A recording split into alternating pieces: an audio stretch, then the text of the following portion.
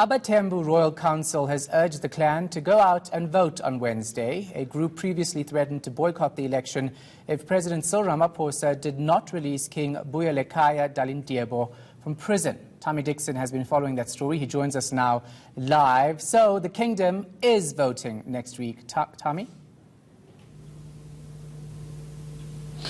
Good afternoon, Shahan. Indeed, the kingdom has now taken that decision after a meeting that they had earlier today.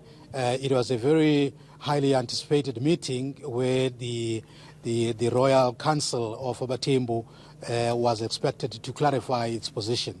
One on the issue of whether they had indeed given the president, or rather President Cyril Ramaphosa, an ultimatum in terms of him giving the presidential pardon to the king of the Great Palace here, King Buyele-khaya Dalindyebo, who we know that is currently languishing in jail serving a 12-year sentence. So they needed to clarify whether they have given him an ultimatum.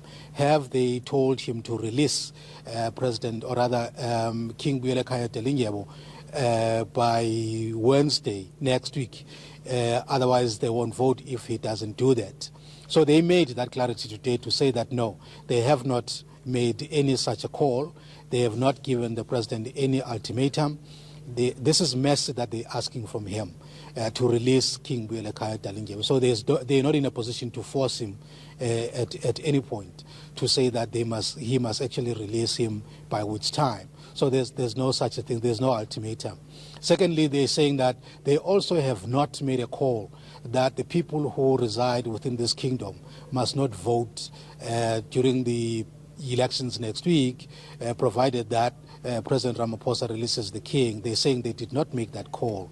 When we follow through with questions in terms of how did this come about, that there's now claims that the kingdom has actually made that kind of a threat to the president. They're saying that apparently there are other kings in the province. There may be 2 or 3 of them, as you know that the province has more than one king.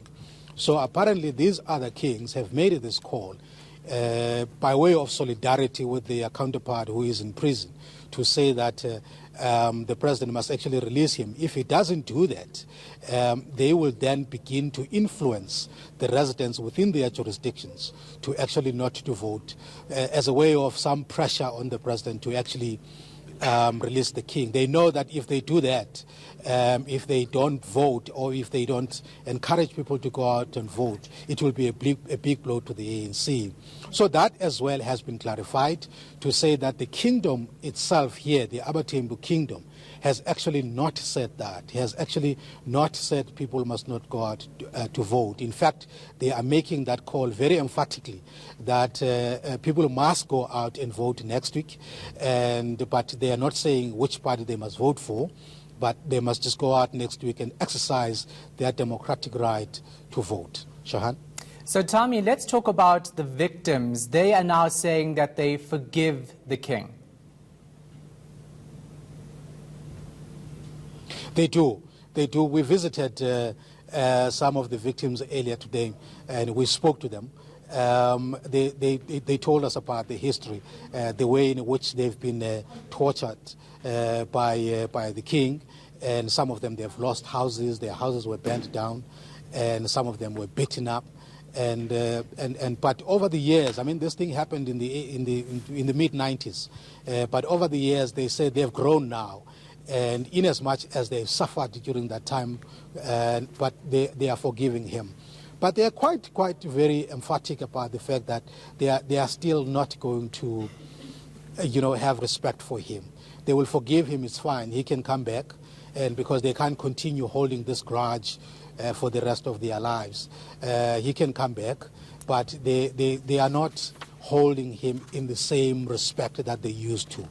And also that they need compensation for the losses that they've suffered. Like I said, I mean, some of them, they've lost houses. In fact, they told us that in total there were 9 houses that were burnt down during that period when King Dalindyebo has been found guilty to have done. So they need some compensation, but they say life must go on. All right. Thanks so much for that. Appreciate it. Our correspondent in Mthatha in the Eastern Cape.